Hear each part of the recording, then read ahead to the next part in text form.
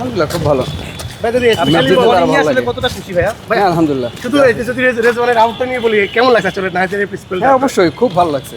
ভাইয়া bowling bowling dominating করে bowling করা, জেতা, এরকম ম্যাচ জেতা, বোলাররাই ম্যাচ জেতায়, খুব ভালো আলহামদুলিল্লাহ। আমরা প্রেস কনফারেন্সে বলছিলেন যে ইবাদত বা তাসকিনটা যেভাবে বল করে সেভাবে এখন নাহিদও সেই ফ্লোতে ঢুকে গেছে।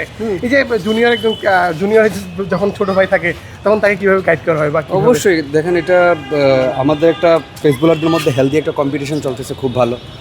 প্রত্যেক দিন কেউ না কেউ পারফর্ম করতেছে, তো এটা খুব খুশি যে নাহিদ রানা আজকে খুব ভালো বোলিং করেছে, ইভেন তো তাসকিনও খুব ভালো বোলিং করেছে, পুরো বোলিং ডিপার্টমেন্ট খুব ভালো করেছে আলহামদুলিল্লাহ। এটাই যে বোলাররা যে ম্যাচ জেতা, টেস্ট ম্যাচ জেতা, এটাই প্রমাণ। নায়াসিনামাইড ও স্যালিসাইলিক সমৃদ্ধ লিলি ফেস ওয়াশ যা ফেসের ডেড স্কিন সেল দূর করে দেয় দ্বিগুণ ফাস্টার ব্রাইটেনিং।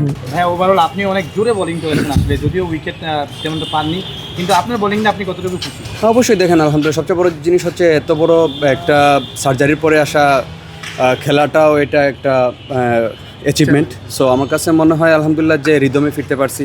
দোয়া করেন সবাই যাতে সেকেন্ড টেস্ট ম্যাচের সুযোগ পেলে আরও ভালো করতে পারি। এবং সেকেন্ড টেস্ট ম্যাচটা আপনার ঘরের মাটিতে, হ্যাঁ অবশ্যই, মানে আপনার নিজের ফ্যান বা পরিবারের সবাই আসবে, আর সেটা নিয়ে আসলে কতটা মানে? অবশ্যই দেখেন শুধু ফ্যান না, সবাই সিলেটের সব মানুষই আসে খেলা দেখতে, তো দোয়া থাকবে যাতে মানে আমরা ভালো করতে পারি। একটা প্রশ্ন, বাংলাদেশ দলটা আসলে এখন কেমন? বাংলাদেশ পাকিস্তানের মতন দলকেও ঘরের মাটিতে কিংবা বিদেশের মাটিতে বাংলাদেশ খুব সহজভাবে হারাচ্ছে, বাংলাদেশ দলটা কি হুট করে চেঞ্জ হয়ে গেল নাকি আপনাদের মানে কেমন দলটা এখন বর্তমানে?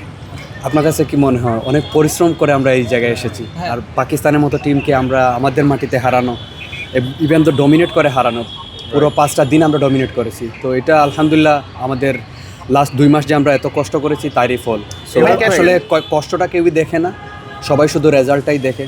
তো এই রেজাল্টের পিছনে অনেক কষ্ট আছে, অনেক হার্ডওয়ার্ক আছে। প্রত্যেকটা টেস্ট প্লেয়ার আপনি দেখবেন, প্রত্যেকটা টেস্ট প্লেয়ারের প্রচণ্ড পরিশ্রম আছে এর মধ্যে। সো আপনারা তো রেজাল্টটা দেখলেন, রেজাল্টটা খুবই খুশি যে আমরা বাংলাদেশ ডমিনেট করে জিতছি, কিন্তু এই জেতার পিছনে অনেক হার্ডওয়ার্ক ছিল। ক্যাপ্টেন শান্তকে নিয়ে কি বলবেন আসলে? শান্ত যেভাবে পারফরমেন্স করছেন বা ক্যাপ্টেন্সি আনবিলিভেবল। দেখেন আমাদের আগে যে জিনিসটা হতো, আমরা রানের একটা থাকতো যে আমরা বোর্ডে রান পাইতাম না, কিন্তু আমাদের এখন ব্যাটসম্যানরা প্রত্যেকেই রান করতে পারছে। শান্ত 2টা ইনিংসে খুব ভালো ব্যাটিং করেছে, মুশি ভাই, সৌরভ ভাই। তো আলহামদুলিল্লাহ যে আমাদের ব্যাটসম্যানরা অনেক ম্যাচিউর এখন, আর আমাদের বোর্ডে আপনি প্রত্যেকবারই দেখবেন প্রত্যেকটা ইনিংসেই এনাফ রান থাকে, যার কারণে আমাদের বোলাররা আমরা মন খুলে বল করতে পারি এবং যে কোনো প্ল্যান আমরা করতে পারি, ক্যাপ্টেন যে প্ল্যানই দেয় আমাদের। আলহামদুলিল্লাহ দোয়া করেন আমাদের জন্য যাতে সেকেন্ড টেস্ট ম্যাচে আমরা ডমিনেট করে জিততে পারি। ইনিংস ডিক্লেয়ার করার পরে মেসেজটা কি ছিল আপনাদের, যে 2 সেশনের মধ্যে তাদেরকে আটকানো? আপনারা কি মানে? হ্যাঁ, আমাদের প্রথম থেকেই এরকম প্ল্যান ছিল আজকে, যে আমরা আসার পরে অ্যাটলিস্ট 200, 250, 280 এরকম আমরা টার্গেট দিয়ে আমরা বোলিং করব। সো এরকম প্ল্যানই ছিল, ক্যাপ্টেনের প্ল্যান ছিল, টিম ম্যানেজমেন্ট ওই প্ল্যানই করেছে, ঠিক আছে। আমরা যে এই এরকম একটা ম্যাচে, এটাও কিন্তু কোয়াইট টাফ যে 280 রানে আপনি 70 রানে 68 রানে আপনি ডিফেন্ড করবেন, ইভেন দো 104 রানে ম্যাচ জিতবেন, এটা অনেক ডিফিকাল্ট ছিল। সবচেয়ে বড় জিনিস হচ্ছে আমাদের 5 দিন ডমিনেট করে পাকিস্তানকে হারানো, এটা খুব মানে বড় একটা অ্যাচিভমেন্ট।